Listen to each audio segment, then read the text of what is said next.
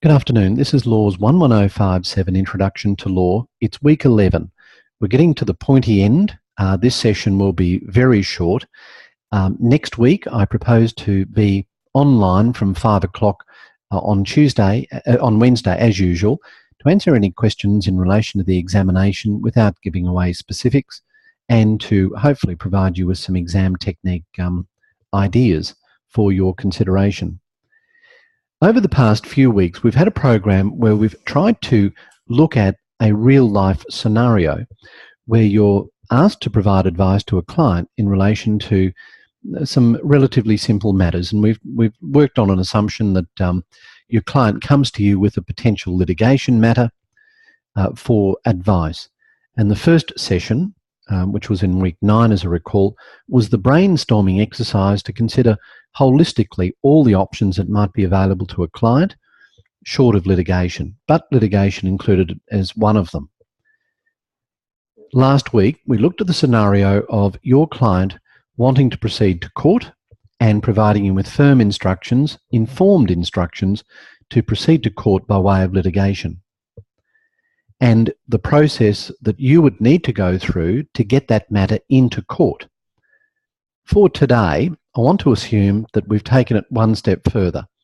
We're now in court, and you are required to provide some of your obligations to the client, but also to consider your obligations to the court. And it may be that on some occasions you have situations arise where you feel uncomfortable. And the question is, in that scenario, what do you do? And where do you look for guidance? If you're feeling particularly uncomfortable, I guess you need to consider the reason why. If you're feeling uncomfortable because you're being asked to do something which is what you regard unethical, your response is probably likely to be very different to if you're being asked to do something which you might regard as ethical, but perhaps immoral or against what you would normally do. So there's a few grades here.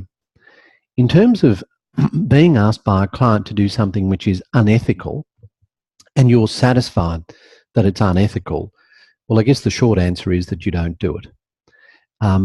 But you need to be careful, because if you were to do something which would then prejudice the client as a result of the way in which you extracted yourself from the situation, then that in itself might be unethical. So if, for example, a client in a criminal law case said to you, I want you to put this person in the witness box in support of me in circumstances where you know full well that that potential witness is lying, then you cannot proceed on that basis, and you cannot call that witness to give false evidence to the court. Even though it might be in your client's best interest to do so in terms of maximising the chance of the client being found not guilty, you can't mislead the court.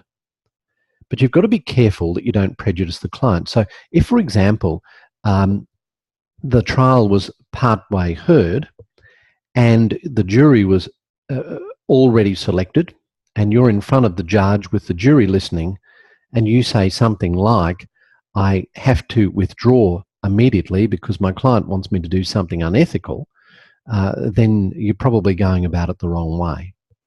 So in those circumstances, you would want to address the judge in the absence of the jury. That would be a starting point.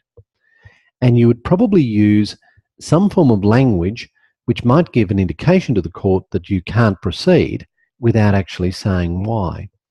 And we often use code in court proceedings. And one of the codes might be in that situation to say something to the effect that, Your Honour, I find myself embarrassed and unable to proceed, and try not to elaborate on that.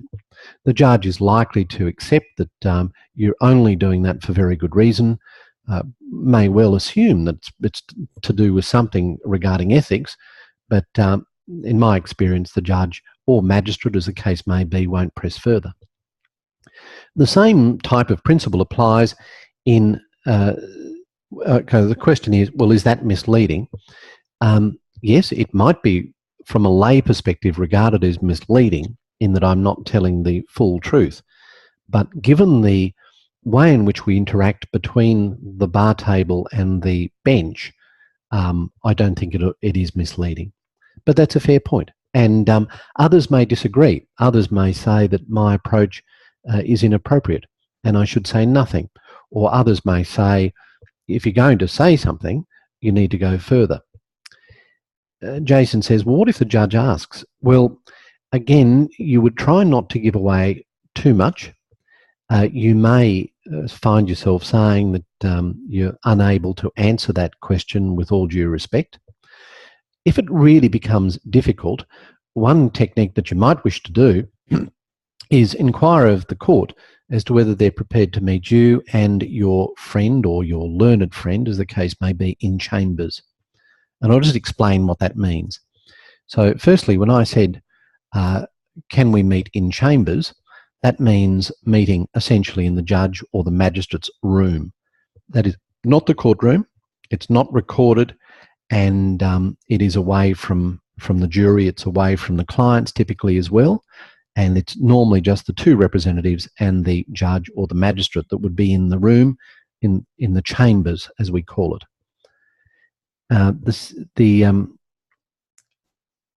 I've lost my train of thought, sorry. So I was talking about you could do that. Oh, and the other thing I mentioned is I made reference to my friend or my learned friend, and that's the distinction between a solicitor and a barrister in bar talk.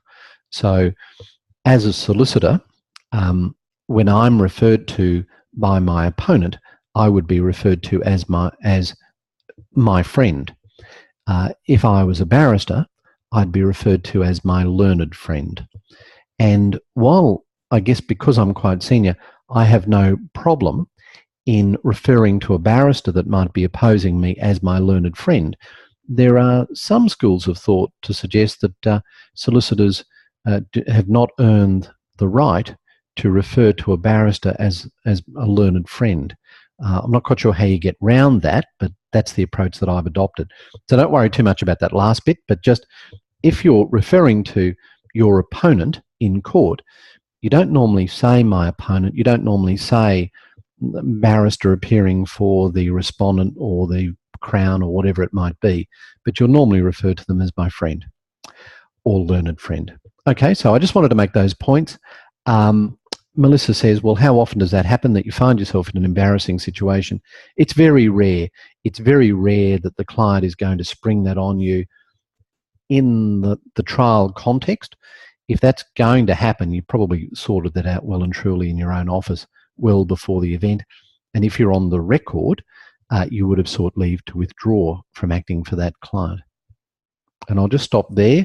When I say on the record, I'm really referring to the court record. And when you appear for a client and you announce your appearance as being for that client in relation to this matter, the magistrate or the judge will make a note to that effect, and as a result of that, you are on the record. The same thing applies if you're filing material. File it with your name or your firm name as identified as being associated with that client in that case, and you are therefore placing yourself on the record.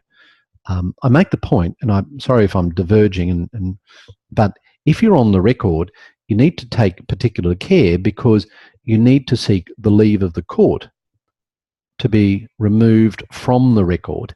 In other words, if you place yourself on the record as acting for a particular plaintiff in a case, and the matter is listed for the hearing or the trial, and you turn up on the day saying, well, look, I haven't been paid, or I'm not prepared, or look, I've got a conflict because I've got something else to do, so I'm out of here, magistrate or judge. It's not that easy, and his or her honour may say, well, that's all very well and that's all very unfortunate, but I'm not going to grant you leave to withdraw, and that means that you're in the matter. And I had one very unfortunate situation where through a combination of circumstances, I found myself on the record in a jury trial with counsel for a week, and I didn't get paid for that week, and I had to pay counsel.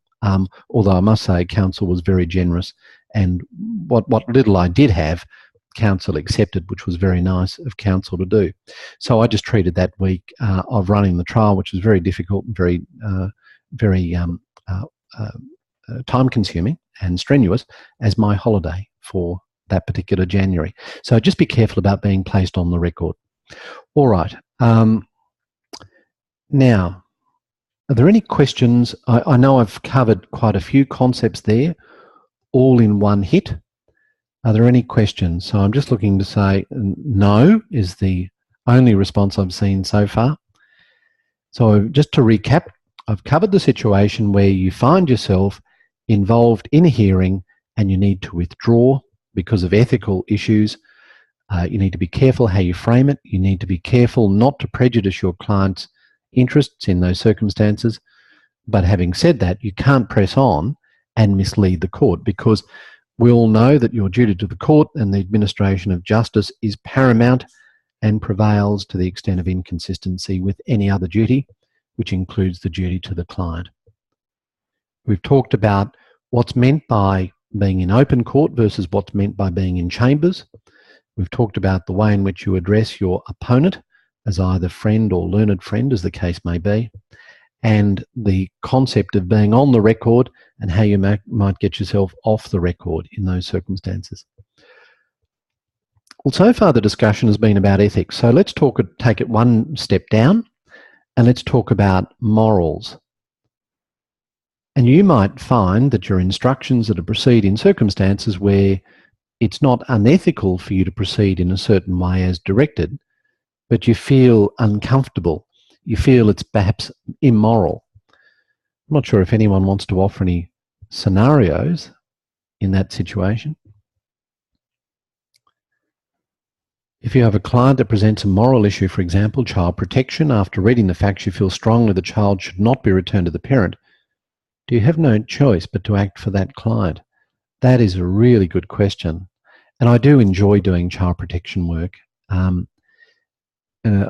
Just to recap on, to expand on that question, when we're talking about child protection, we're talking about the state making an application for a child to be placed under the care of the state, essentially. And that can be for a short period of time, for an assessment. It can be for a mid-period of time for up to 2 years, which is what we call a short-term order. Or it can be until the child is 18, which is what we call a long-term order. If it's a short-term order or a long-term order, then it can be for just custody, which is kind of day-to-day decisions, or it can be guardianship, which is long-term decisions. Now, are there any questions for that? Excuse my cough. If I might just excuse myself for a moment. Sorry.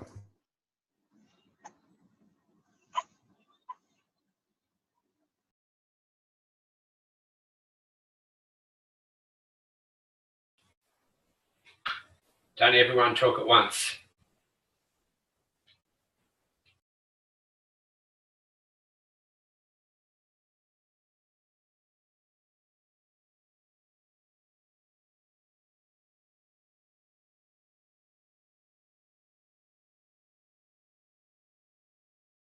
Apologies. So there's that question of child protection and if you're feeling immoral.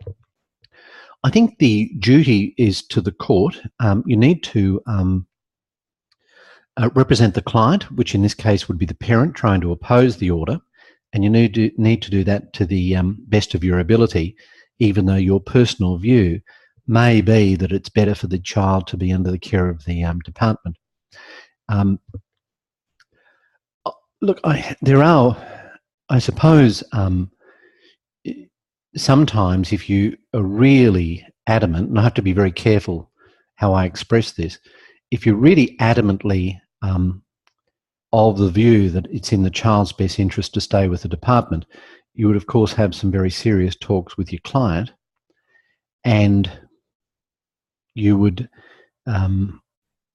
make sure that the client is aware that there is a strong case. I really can't go any further than that.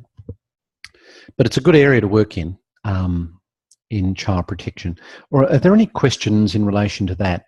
issue of morals versus ethics, and your role as an advocate in circumstances where you're asked to do something which is morally against the grain as opposed to something which is unethical. You have to bear in mind that your main duty is to the court, administration of justice. Below that sits your obligation to the client. Does anyone feel that there is this point, and that is that everyone deserves to be represented by someone who's competent and can represent that person to the best of their ability, and that it's up to the court to make the decision? So if you're feeling uncomfortable because of moral issues, then maybe you can console yourself in the fact that you are not the decision maker, and it's inappropriate for you to assume that role if you are an advocate for a party. So the partners of the firm expect you to proceed anyway. Yes, business does not want to lose potential clients. I think you do have an obligation to the firm. You have an obligation to the client. And what if your client wants you to bankrupt someone? Well, I could say very cynically that some commercial lawyers, how do I say this? I know I won't say it.